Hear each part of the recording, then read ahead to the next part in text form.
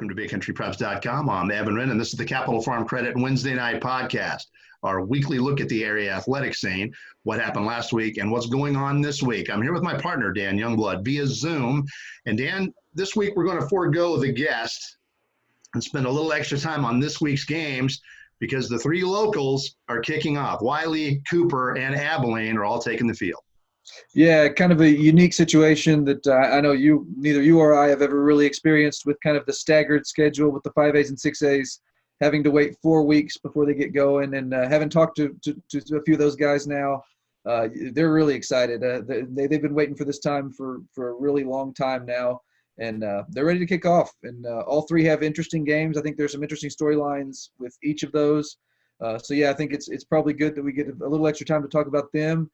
And really, we got a good week of games in general, so we got plenty to talk about this week for sure. Before we jump into this week's show, we need to thank our primary sponsor, Capital Farm Credit, with offices all over Texas, including Stanford and Abilene. Buy your own slice of Texas with Capital Farm Credit. Together, we're better. And with that, Dan, let's jump into last week's games. Let's start with the Big Country Preps game of the week. Jim Ned over Cisco on the road. Kind of panned out the way you expected it. Jim Ned, 2 divisions bigger than Cisco, owned the fourth quarter. I think depth did become an issue. I missed the pick on that. They just, in my opinion, wore down Cisco a little bit, and Cisco had no answer for Xavier Wishart. Yeah, and last week when we talked about that game, I thought that would look a lot like the Wall Cisco game did, and I think it really did. Those 2 games were very, very similar. Cisco played right with 2 very good 3A Division I teams for a half, really into the third quarter. And then, like you said, I think kind of just got worn down a little bit. But the thing that I found really interesting about that game was really how similar it was to the Wall game. And I think that probably bodes pretty well for Jim Ned. I think we've all kind of viewed Jim Ned all along as Wall's, toughest competition for that District 3A Division I championship. And I think that the way Jim Ned has looked the last 2 weeks and beating Eastland and then beating Cisco, I think you're starting to see that maybe this is an Indians team that can compete with the Hawks. So I'm looking forward to that district race and seeing kind of how that plays out. I think it bodes well for Cisco also, because you got a ball club that's Class 2A Division I.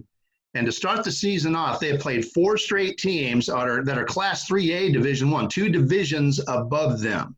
And of those 4 teams, at least 3 are going to be playoff teams, probably 4. They had Breck in there, which Breck is still underrated at 0-3. That's going to be a good team. Clyde is getting much better. That's going to be a playoff team. Jim Ned is a certain playoff team, and Wall's a cinch to be in the playoffs.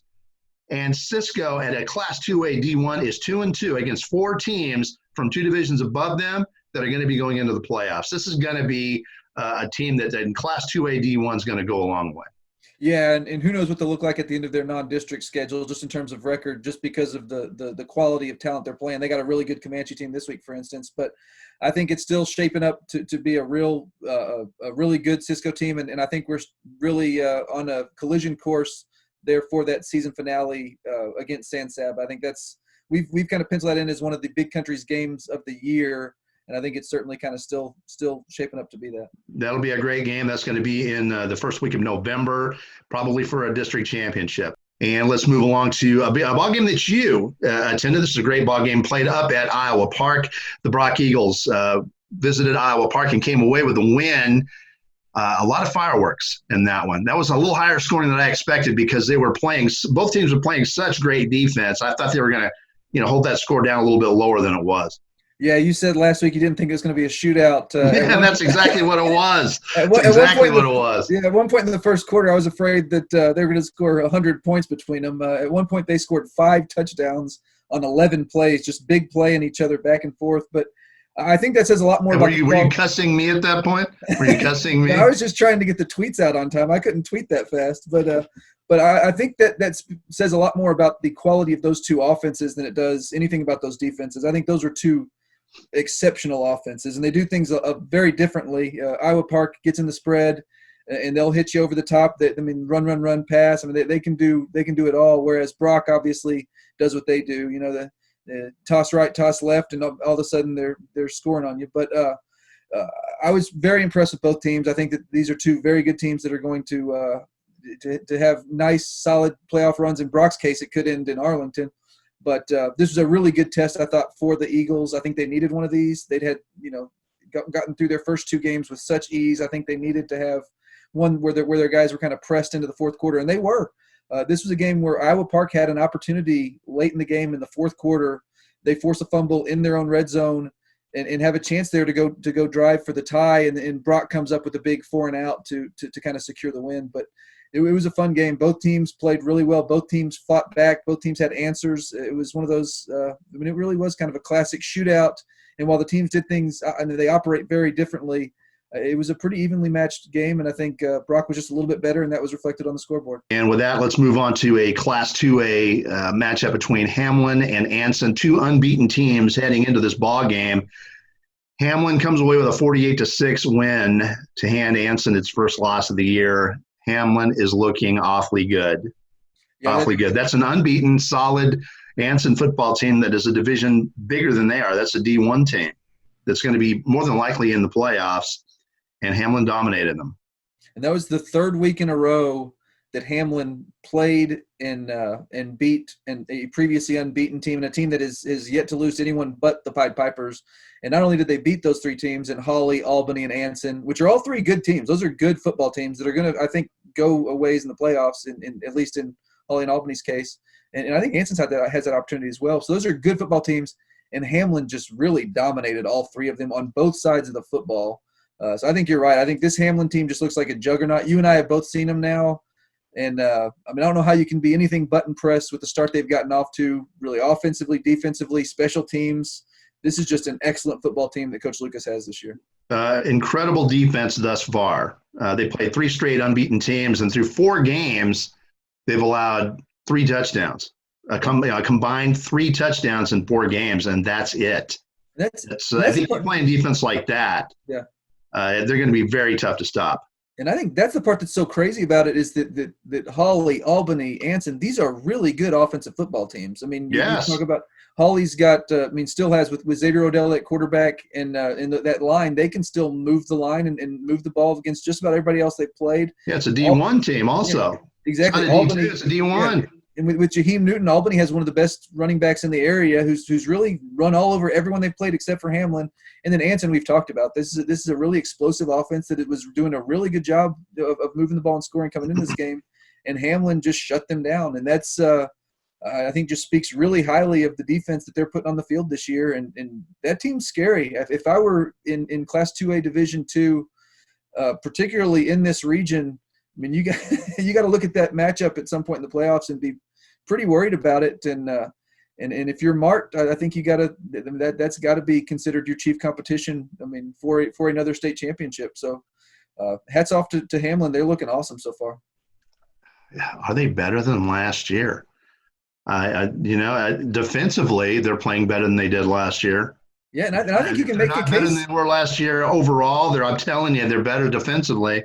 At least so far they are. And I think you can make a case that offensively they're just as efficient. I think Braden Warner's actually taken a step forward as a passer, and he was always a good passer. I think he's really become an elite high school passer. Yes. I mean, he's having a fantastic season. And then Cepeda's, is right back to running the ball like he did as a sophomore. I mean, they are really moving the ball both through the air and on the ground, very efficient.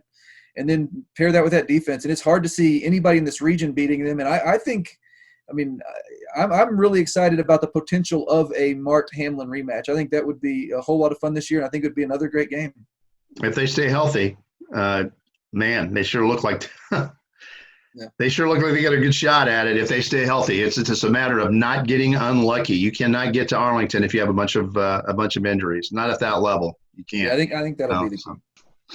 And with that, let's move on to an interclass matchup. Saba on the road at 3-0, going to Llano, a Class 3A D1 undefeated.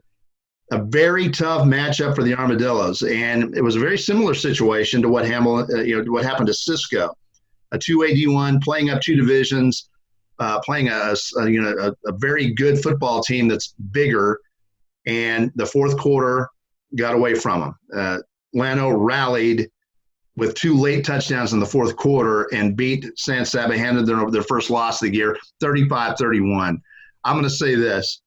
for San Saba fans, you can totally discount this loss. It means absolutely nothing. This is a very good Llano team that's 2 divisions above you, and you had a shot at beating them in there and at their house. So this means nothing. Just totally discount it. You're going to do fine at Class 2A D1. There are very few Class 2A D1s that can cope with Llano. Very few. See, I'd agree with half of what you just said. I think that the outcome means nothing, but I think the performance means that San Saba's got a really darn good football team. The fact that you can go on the road to play an unbeaten Llano team and really have an opportunity to win, I think tells you what kind of team San Saba has this year. Well, let me clarify what I meant. What I'm saying is that they don't have to worry about it. They can discount it. It means nothing. There's nothing to worry about. Yeah. Indeed, it does mean that San Saba is quite good. Yeah, no, I agree with you. I think the loss, I mean, honestly, I feel that way about non-district losses in most cases, particularly when you're playing a tough schedule. The outcome of non-district games isn't as important to me as kind of the performance and what you gain from those games in terms of preparing for district. And in that case, in that regard, I think this was a really good game for San Saba. I think this was a good opportunity for them to go test their talents and abilities against a team that is going to make the playoffs and maybe win a game or two at 2 higher divisions. So I think if you're San Saba, you're disappointed with the outcome because you did have a chance to win. But I think at the same time, this kind of gives you an idea of what you are capable of. And I think, like we've all thought from the start, the San Saba team is capable of a lot. And finally, let's close last week's top ball games with a Class 4A matchup. Sweetwater going on the road and facing Bernie and coming away with a 40-35 win. And Bernie is one of those places that's never an easy place to win. And Sweetwater is starting to evolve into that ball club that we thought they would. Yeah, I was this close to picking Sweetwater to win that game last week. I just didn't have the guts to pull the trigger. I really liked what they showed against Lakeview, even though Lakeview has traditionally been a struggling program, to go out there shorthanded the way that Sweetwater was and really dominate that game on the offensive side the way they did. I thought that you were kind of starting to see things come together for this Mustangs team. They're back at full strength, go on the road and beat a really good Bernie team. That was a very impressive win. And I think the big thing that we're seeing is that this Sweetwater offense is exactly what we thought it was going to be. I mean, I think Leo Halsey is at the last 2 weeks has just played at an exceptionally high level. He was our Big Country Preps Player of the Week after that win against Lakeview, and he could well have been this week as well. He had another huge game against Bernie. And then you're starting to see receivers emerge. I mean, we knew Darian Carr was really good. He was our leading receiver in the area last year.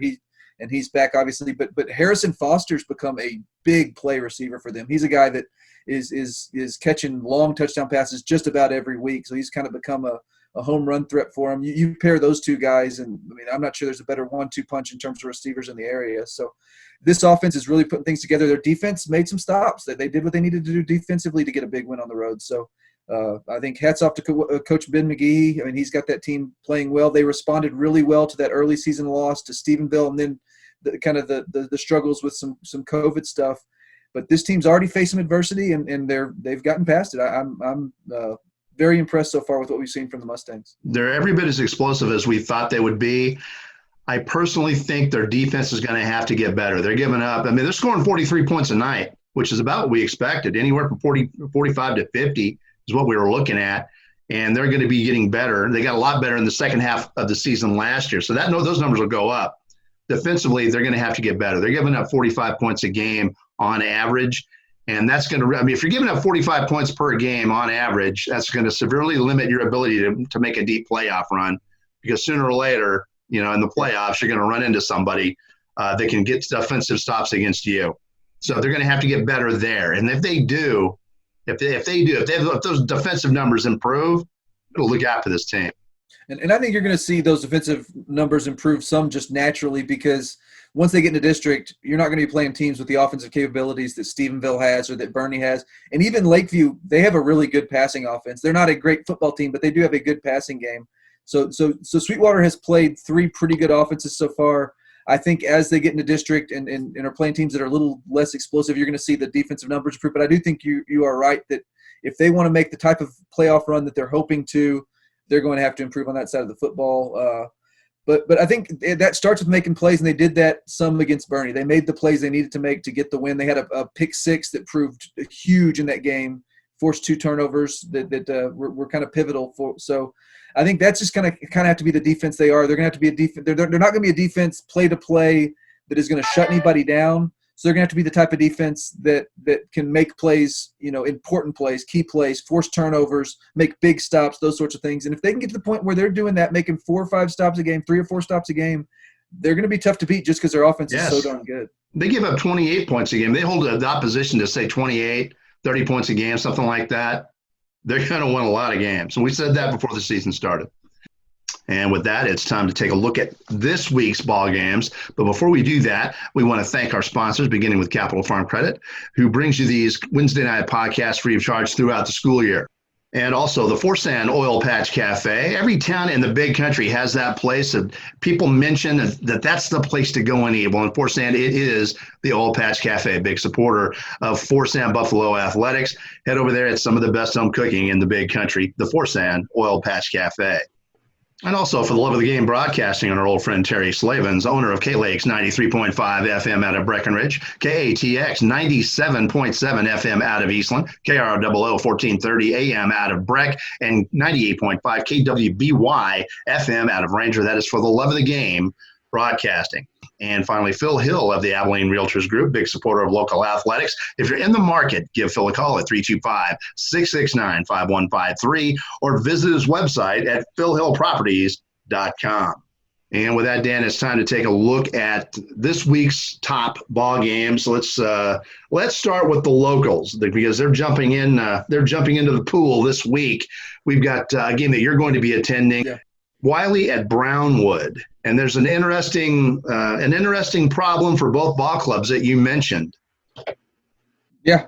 This is an interesting game for a lot of reasons. One of the things I find most interesting is that you're seeing a Wiley team playing its opener against a Brownwood team that's 4 games into its season. So that there's a big disparity in experience for these two teams so far. But Coach Martin brought up a good point that I had not even thought about, and that's that it's not all disadvantageous for Wiley in that while yes, Brownwood has more experience, Wiley has 4 games of game film that they can watch on this Brownwood team, while Brownwood has nothing but scrimmage tape, which I'm sure was pretty limited in what Wiley was showing there. So that is an advantage for Wiley. And then obviously there's probably maybe a health advantage as well, in that Brownwood has 4 games worth of bumps and bruises while Wiley is getting ready for their first game. But this is an interesting one. It's interesting, like I said, for a lot of reasons. One of the biggest is that this is Coach Clay Martin's first game as a head coach. He has replaced Coach Hugh Sandifer, which was obviously big news in the big country given that how long Sandifer had been on the Wiley sideline. So it'll be interesting to see kind of what changes he brings to that program. And it's going to be interesting to see just kind of what this team's capable of. I think that this Wiley team should be improved. I think they've got a really strong group coming up from JV. They've got some more size on the offensive line than they've had in a while. I think they'll match up better there than they have the last couple of years, which has been such a struggle for them.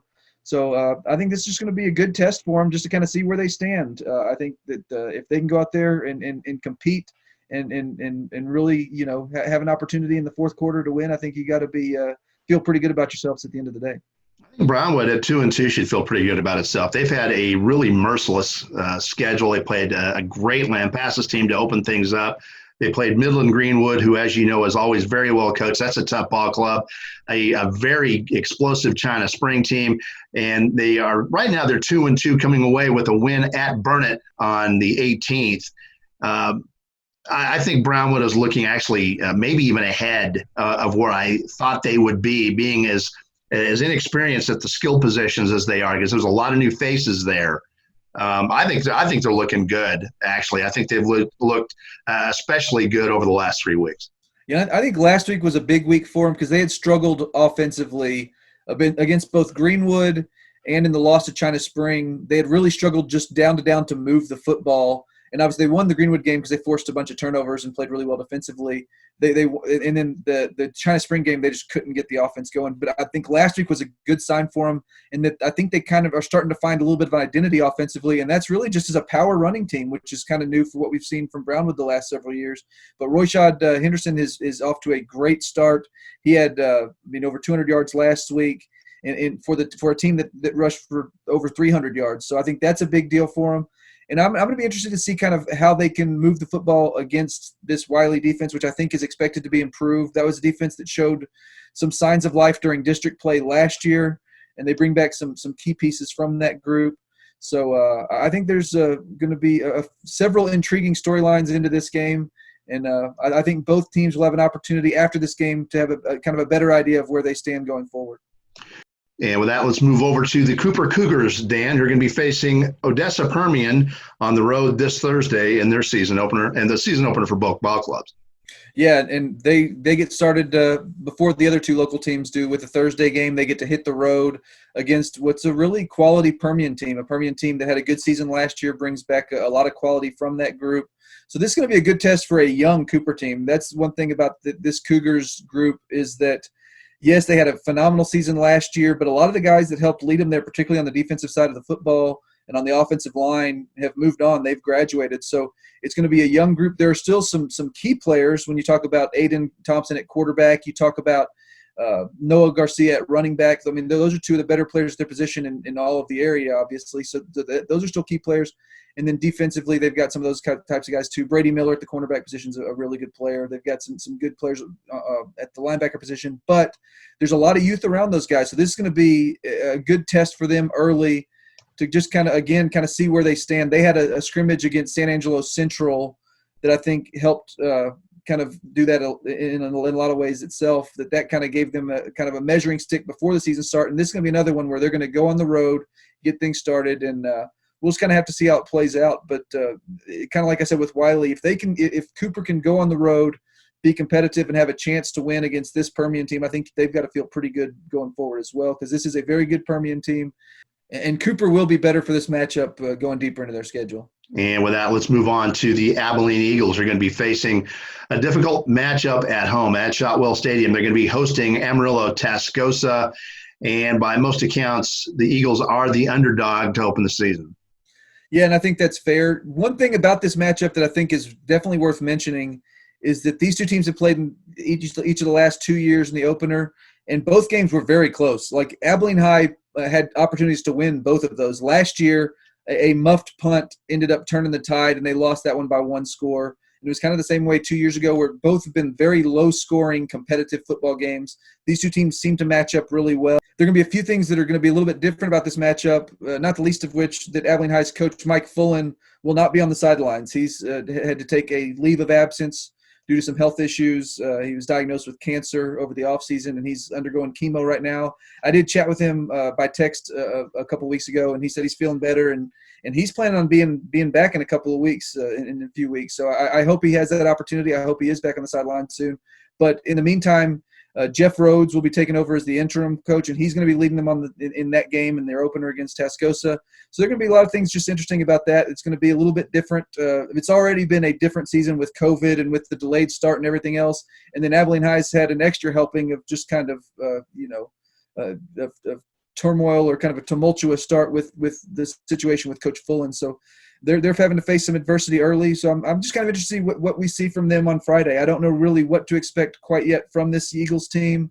They don't return a ton from last year's group, but again, they return some key players. So we'll just have to kind of see kind of where they stand. They had the scrimmage against Wiley last week.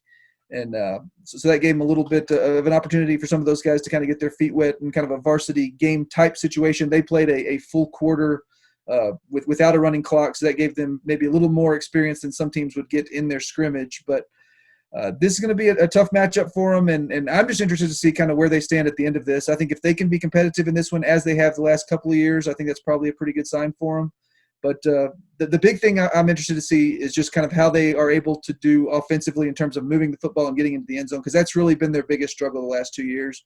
They're going to have to find a way to score the football if they want to get back to the playoffs, which I know is their goal. And with that, let's jump into the area. Got a number of interesting football games as always. Let's start with the Cisco Lobos facing the Comanche Indians. This is going to be on the road. Cisco at 2-2 facing a Comanche team that is 4-0. Cisco is accustomed to very rough competition. They've been playing up. They're playing up again. This is a 3A D2 team that may very well win its district. So it's a tough matchup on the road.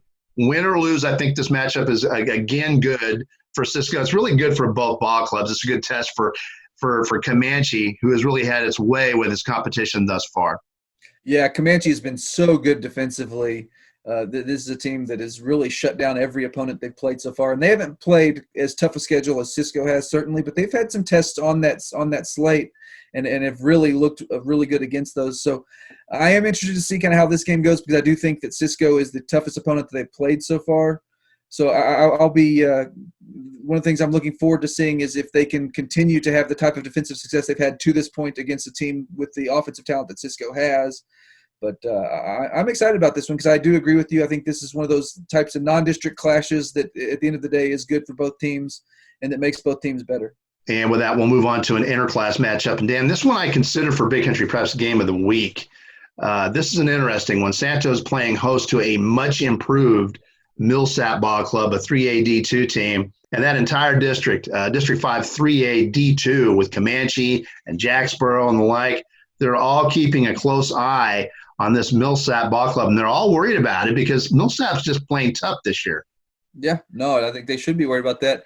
And I think this is an intriguing matchup for kind of the reasons you mentioned, that, A, this Millsap team is vastly improved.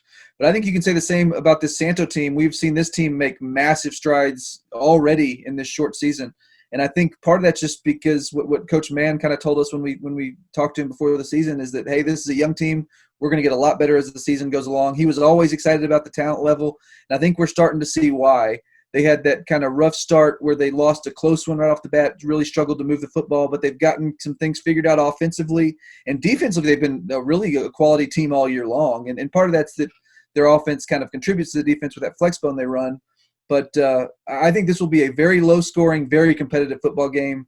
And I'm excited to see what Santo can do in this one, because I think they've clearly made some fairly legitimate and large strides already.